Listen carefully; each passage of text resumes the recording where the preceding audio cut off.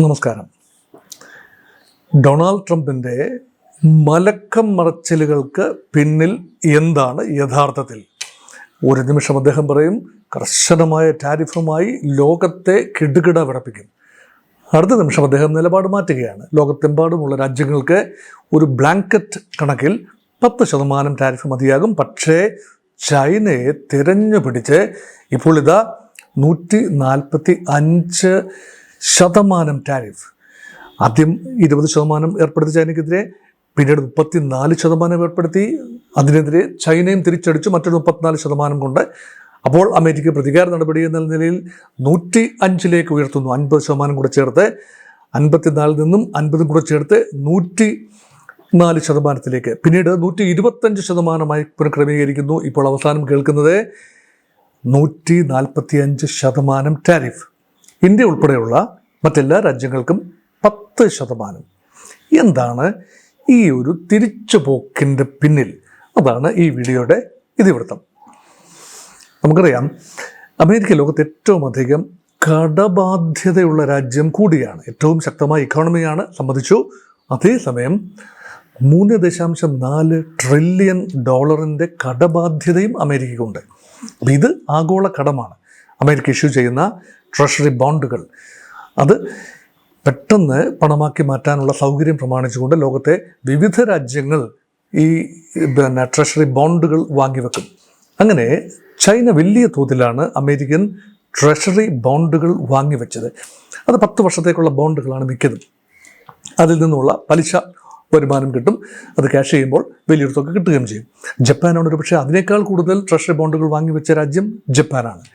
ഏതാണ്ട് $750 ബില്യൺ മൂല്യമുള്ള ട്രഷറി ബോണ്ടുകൾ, അമേരിക്ക ബോണ്ടുകൾ ചൈന വാങ്ങിവെച്ചിരിക്കുന്നു.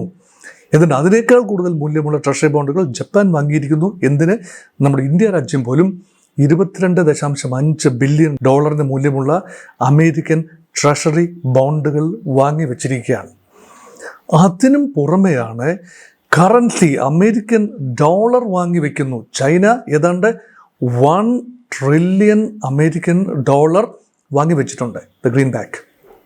അതുപോലെ മറ്റു രാജ്യങ്ങളും. അപ്പം ട്രംപിൻ്റെ വ്യാപാര യുദ്ധം മൂക്കുമ്പോൾ അമേരിക്ക നന്നായിട്ടറിയാം അടിയും തിരിച്ചടിയും ഉണ്ടാകും, ഓഹരി വിപണി താഴെ പോകും എന്ന് നന്നായി അറിയാം. അത് മുൻകൂട്ടി പ്രതീക്ഷിച്ചിരുന്നതുമാണ്. അതിനുള്ള പ്രതിരോധ നടപടികൾ അമേരിക്ക സ്വീകരിക്കുകയും ചെയ്തു. പക്ഷേ യുദ്ധം ട്രഷറി ബോണ്ടിലേക്കും ഡോളറിലേക്കും നീങ്ങുമ്പോൾ അത് അമേരിക്കയ്ക്ക് താങ്ങാവുന്നതിനും അധികമാണ് എന്ന് ട്രംപിൻ്റെ ഉപദേശിച്ചിട്ടുണ്ടാകാനുള്ള സാധ്യതയാണ് കാണുന്നത്. അതുകൊണ്ട് പെട്ടെന്ന് ഒരു മലക്കം മറിച്ചിലിൻ്റെ കാരണം ചൈനയെ പ്രതിസ്ഥാനത്ത് നിർത്തുക, അതേസമയം യൂറോപ്യൻ യൂണിയൻ ഉൾപ്പെടെയുള്ള എല്ലാ രാജ്യങ്ങളെയും ഒരുമിച്ച് നിർത്തുക. അതുകൊണ്ടാണ് 90 ദിവസത്തെ സാവകാശം.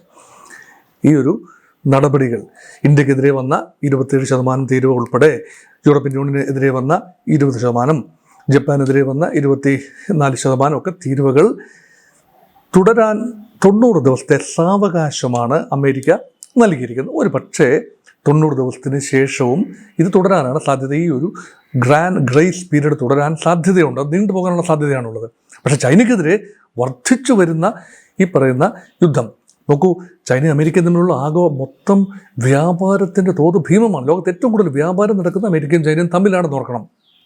ചൈനയ്ക്ക് $295 ബില്യൺ വ്യാപാര മിച്ചമുണ്ട് അമേരിക്കയുമായി നോക്കുമ്പോൾ. അപ്പം അങ്ങനെ വരുമ്പോൾ ആ വ്യാപാര മിച്ചം കുറച്ചുകൊണ്ട് വരാനും ഒരു പക്ഷേ അമേരിക്കയ്ക്കുള്ള വ്യാപാര കമ്മി കുറച്ചുകൊണ്ട് വരാനുള്ള നീക്കം എന്ന നിലയിൽ മാത്രമാണ് ട്രംപ് ഒരുപക്ഷെ ഇതിനെ കാണുന്നതെങ്കിലും ചൈന തിരിച്ചടിക്കാൻ തുടങ്ങുന്നത് എങ്ങനെയാണ്? 2 രീതിയിലാണ്. ഒന്ന്, അമേരിക്കൻ ട്രഷറി ബോണ്ടുകൾ ചൈന കൈവശപ്പെടുത്തിയത് തുരെ അങ്ങോട്ട് വിൽക്കുക. അപ്പോൾ ബോണ്ട് വിപണിയിൽ ഒരു വലിയ ക്രാഷ് ഉണ്ടാകും. അതിനർത്ഥം എന്താ? ഈ വാങ്ങിവെച്ച ബോണ്ട് തിരിച്ചു കൊടുത്ത് പണമാക്കി മാറ്റിയാൽ ഡോളർ അമേരിക്കയ്ക്കുള്ളിലേക്ക് വരികയല്ല, അമേരിക്കയിൽ നിന്നും ഡോളർ ചൈനയ്ക്ക് പോവുകയാണ് ചെയ്യുന്നത്.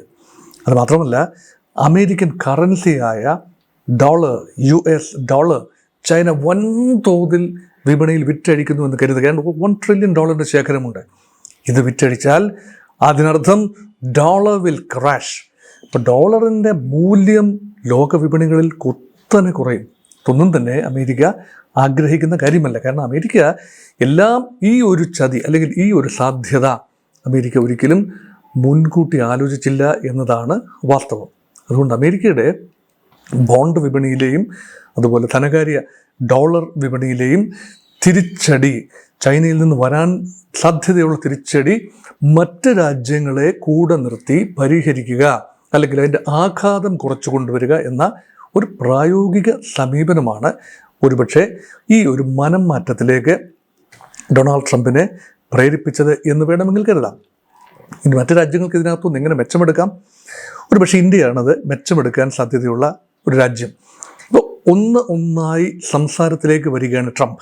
ഈ 3 മാസം ഉപയോഗിച്ചുകൊണ്ട് പരമാവധി ഉഭയകക്ഷി കരാറുകളിൽ ഏർപ്പെടാനായി അമേരിക്ക ആഗ്രഹിക്കുന്നു. അമേരിക്ക ഇപ്പോൾ പറയുന്നത് ലോകരാജ്യങ്ങൾ 85ഓളം ലോകരാജ്യങ്ങൾ അമേരിക്കയുമായി വാണിജ്യ ചർച്ചകൾക്ക് സന്നദ്ധമായി സമയം ചോദിച്ചിരിക്കുകയാണ്.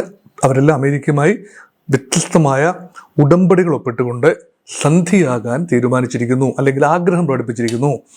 വളരെ അശ്ലീല ഒരു പരാമർശമാണ് ഇതിനെക്കുറിച്ച് അമേരിക്ക നടത്തിയിരിക്കുന്നത്. ഇന്ന് രാജ്യങ്ങൾ എന്നെ ഇന്നതിനു വേണ്ടി സമീപിക്കുന്നു എന്ന രീതിയിൽ, എൻ്റെ മുമ്പിൽ മുട്ടുമടക്കുന്നു എന്ന രീതിയിൽ വളരെ സഭ്യേതരമായ ഒരു പരാമർശം കൂടി നടത്തിയത്. അപ്പം ഈ ഇൻസൾട്ടും അവഗണനയും ഭീഷണിയും എല്ലാം സഹിച്ച് എത്ര രാജ്യങ്ങൾ ഒടുവിൽ അമേരിക്കയുമായി സന്ധി ചെയ്യും? ഒരു ചോദ്യമാണ്. അത് മാത്രമല്ല, ഈ ലോകരാജ്യങ്ങൾക്ക് മറ്റ് ഓപ്ഷൻസ് ഉണ്ട്. അവർ തമ്മിൽ പരസ്പരം കൂടുതൽ സഹകരിക്കാനുള്ള ഓപ്ഷൻസ് ഉണ്ട്. അതിനുള്ള സൂചനയാണ് ചൈനീസ് പ്രസിഡന്റ് ഷീ ജിൻപിങ് കഴിഞ്ഞ ദിവസം യൂറോപ്യൻ യൂണിയൻ്റെ ഭാഗമായ സ്പെയിനിൻ്റെ പ്രധാനമന്ത്രി സാൻചെസുമായി നടത്തിയ സംസാരത്തിൽ പറഞ്ഞു, നിങ്ങളെ അമേരിക്ക ഉപദ്രവിക്കുന്നുവെങ്കിൽ നിങ്ങൾക്ക് ചെയ്യാനാവുന്നത് ചൈനയുമായുള്ള സഹകരണം വർദ്ധിപ്പിക്കുക. കൂടുതൽ സഹകരണം യൂറോപ്യൻ യൂണിയനും ചൈനയും തമ്മിലുള്ള സഹകരണം കൂടുതൽ വർദ്ധിപ്പിക്കുക വഴി അമേരിക്കയുടെ പ്രഷർ കുറച്ചു കൊണ്ടുവരാം. പക്ഷേ ആ രീതിയിൽ എളുപ്പമല്ല. കാരണം യൂറോപ്യൻ യൂണിയനിലെ രാജ്യങ്ങൾക്ക് ചൈനയോട് പണ്ട് മുതൽ തന്നെ ഐത്തമൊന്നുമില്ല എങ്കിൽ പോലും വലിയ മതിപ്പൊന്നുമില്ല. കാരണം ചൈനയുടെ വ്യാപാര ആത്യന്തിക താല്പര്യങ്ങളെക്കുറിച്ച് അവർക്ക് സംശയമുണ്ട്. അമേരിക്ക അവരുടെ അടുത്ത സഖ്യരാജ്യമായിട്ടാണ് എപ്പോഴും കരുതിയിരിക്കുന്നത്. ഇപ്പോൾ ട്രംപ് വന്നു, എല്ലാം മാറി മറിഞ്ഞു. പക്ഷേ നാളെ ട്രംപ് പോയി കഴിയുമ്പോൾ അമേരിക്ക യൂറോപ്പിൻ്റെ സുഹൃത്ത് രാജ്യം തന്നെയാണ്, വാണിജ്യ പങ്കാളി കൂടിയാണ്, ഏറ്റവും വലിയ വാണിജ്യ പങ്കാളികളിലൊന്നുകൂടിയാണ്. അതുകൊണ്ട് ഫ്രഞ്ച് പ്രധാനമന്ത്രിയുടെ ഭാഗത്തുനിന്ന് പ്രസ്താവന വന്നു, എന്നും സുഹൃത്തായ അമേരിക്ക ഇപ്പോൾ വഴിപിടിച്ച് പോയിരിക്കുന്നു. അതുകൊണ്ട് ഇന്നലെ കണ്ട സുഹൃത്തായ ചൈനയെ കൂടെ കൂട്ടുന്നതിൻ്റെ അപകടം നമ്മൾ തിരിച്ചറിയണം എന്ന് യൂറോപ്യൻ യൂണിയൻ്റെ ഭാഗത്തു നിന്നും ഒരു പ്രസ്താവന വന്നു. അത് മാത്രമല്ല, യൂറോപ്യൻ യൂണിയൻ്റെ അധ്യക്ഷ ഉർസുല വോൺ ഡെർ ലെയ്ൻ കഴിഞ്ഞ ദിവസം പറഞ്ഞു, ഇപ്പോൾ ആ അധ്യായം അവസാനിച്ചിരിക്കുന്നു. ട്രംപിൻ്റെ വ്യാപാര യുദ്ധം 20% തീരുവ എന്നത് 90 ദിവസത്തേക്ക് മരവിച്ചിരിക്കുന്നു. നമ്മളിനിയും പുനഃപരിശോധിക്കണം, അമേരിക്ക ബന്ധങ്ങൾ പുനഃപരിശോധിക്കേണ്ട സമയമായിരിക്കുന്നു. തൽക്കാലം പ്രതികാര നടപടികളിലേക്ക് പോകണ്ട എന്ന് യൂറോപ്യൻ യൂണിയൻ തീരുമാനിച്ചിരിക്കുന്നു. ഇന്ത്യ ആദ്യം മുതൽ തന്നെ സംയമനം പാലിക്കുകയാണ്. ഇന്ത്യക്കെതിരെ ഏർപ്പെടുത്തിയ 27% ടാരിഫ് എങ്ങനെ നേരിടണം എന്നതിനെക്കുറിച്ച് ഇന്ത്യക്ക് വ്യക്തമായ ധാരണ ഉണ്ടാവണം. അതുമാത്രമല്ല, ഇത് തട്ടിക്കുറച്ചുകൊണ്ട് വരാൻ സാധിക്കും. ഓരോ സെഗ്മെൻറ്റ്, ഫാർമ സെഗ്മെൻറ്റിനെ പൂർണ്ണമായി നികുതിയിൽ നിന്നും ഒഴിവാക്കിയിരിക്കുന്നു. അതുപോലെ മറ്റ് ചില സെഗ്മെൻറ്റ് ചൈന പിന്മാറുന്ന ഇടത്തേക്ക് ഇരച്ചു കയറാൻ ഇന്ത്യൻ ഉൽപ്പന്നങ്ങൾക്ക് കഴിയുമോ? ഈ ആലോചനയിലാണ് ഭാരതം. അതുകൊണ്ട് ഇപ്പോൾ ലോകത്തെ ഏറ്റവും ചൂടുള്ള സംസാര വിഷയം ലോക ഓഹരി വിപണിയിലെ കയറ്റിറക്കങ്ങളാണ്. അമേരിക്കൻ ഓഹരി വിപണിയിൽ താഴ്ച കാണുമ്പോൾ ഇന്ത്യ ഉൾപ്പെടെയുള്ള കിഴക്കൻ ഏഷ്യൻ, തെക്കൻ ഏഷ്യൻ രാജ്യങ്ങളിലെ ഓഹരി വിപണിയിൽ വലിയ മുന്നേറ്റം കഴിഞ്ഞ 2 ദിവസമായി പ്രകടമാകുന്നു. ഇത് സസ്റ്റെയിൻ ചെയ്യണമെങ്കിൽ കുറച്ചുകൂടി ക്ലാരിറ്റി വരണം. അല്ല എങ്കിൽ ഇതിനെ ഒരു റോളർ കോസ്റ്റർ റൈഡ്, ഒരു ഉയർച്ച, ഒരു താഴ്ച, വീണ്ടും ഉയർച്ച, താഴ്ച, ഇങ്ങനെ പോവുകയാണ്. അതുകൊണ്ട് വോളറ്റൈലിറ്റി എന്ന് പറയുന്നത് വലിയ മലക്കം മറിച്ചിലുകൾ, വോളറ്റൈലിറ്റി, വലിയ സ്വിങ്, ഇതെല്ലാം ഓഹരി വിപണിയിൽ സമീപ നാളുകളിലും പ്രതീക്ഷിക്കാം. ഒരു സ്റ്റെബിലിറ്റി ഉണ്ടാകണമെങ്കിൽ ഈ 90 ദിവസത്തെ ഒരു ശാന്തത അല്ലെങ്കിൽ തീരുവ അടിച്ചേൽപ്പിക്കുന്നതിൽ നിന്നും അമേരിക്ക വിട്ടു നിൽക്കുന്ന 90 ദിവസം എങ്ങനെയാണ് ഓരോരോ രാജ്യങ്ങൾ അമേരിക്കയുമായി സന്ധി ചെയ്ത് അല്ലെങ്കിൽ എതിരിട്ട് പോകുന്നത്? അപ്പോൾ ലോകത്തിൻ്റെ ഒരു സാമ്പത്തിക പുനഃക്രമീകരണം നടക്കുന്ന നാളുകളിലൂടെയാണ് നമ്മൾ കടന്നുപോയിക്കൊണ്ടിരിക്കുന്നത്. ഇനി അതല്ല, ചൈനയുടെ തിരിച്ചടി, വൻതോതിൽ ഡോളർ വിറ്റഴിക്കുന്നതിലൂടെ, ട്രഷറി ബോണ്ടുകൾ വിറ്റഴിക്കുന്നതിലൂടെ ചൈന കർശനമായ പ്രതികാരത്തിലേക്ക് നീങ്ങുകയാണെങ്കിൽ ഇനി ചിലപ്പോൾ ഈ സാമ്പത്തിക പോരാട്ടം സായുധ മിലിറ്ററി പോരാട്ടത്തിലേക്ക് കൂടി എത്തിച്ചേർന്നാൽ ലോകത്തിന് സർവനാശമായിരിക്കും ഫലം. അങ്ങനെയൊന്നും ഉണ്ടാകാതിരിക്കട്ടെ എന്ന പ്രതീക്ഷയോടെ അവസാനിപ്പിക്കട്ടെ. നമസ്കാരം.